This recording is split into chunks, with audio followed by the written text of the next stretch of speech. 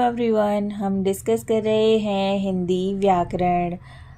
इससे previous videos में हमने डिस्कस किया था स्वर तथा व्यंजनों के बारे में और हमने वर्णों के उच्चारण स्थान के बारे में भी चर्चा की थी। अब हम चर्चा करेंगे वर्णों के भेद के बारे में। श्वास की मात्रा के आधार पर वर्णों को दो भागों में बांटा गया है, अल्प प्राण तथा महाप्राण। सबसे पहले हम चर्चा करेंगे कि अल्प प्राण किसे कहते हैं।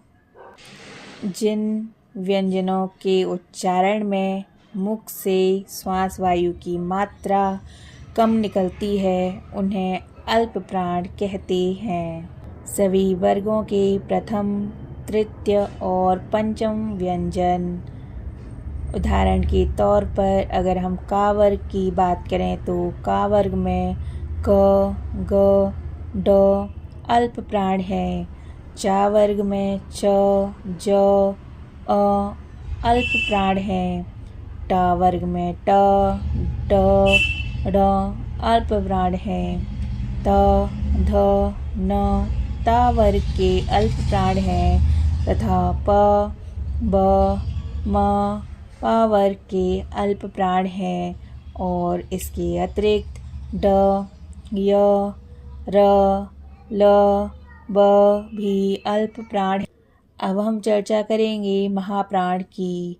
जिन ध्वनियों के उच्चारण में मुख से निकलने वाली श्वास वायु की मात्रा अधिक होती है उन्हें महाप्राण कहते हैं।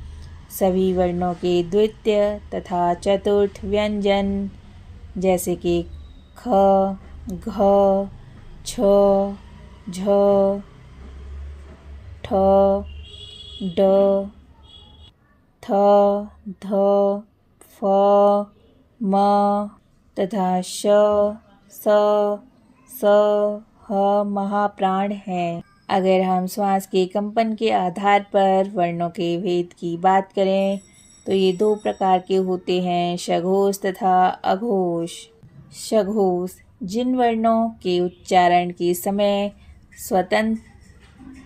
स्वर तंत्री में कंपन होने के कारण घोष या गूंज उत्पन्न होती है उन्हें सघोष कहा जाता है।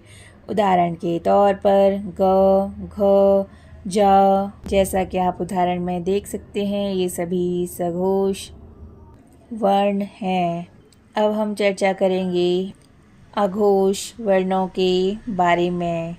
जिन वर्णों के उच्चारण के समय स्वर तंत्री में कंपन नहीं होता उन्हें अघोष वर्ण कहते हैं।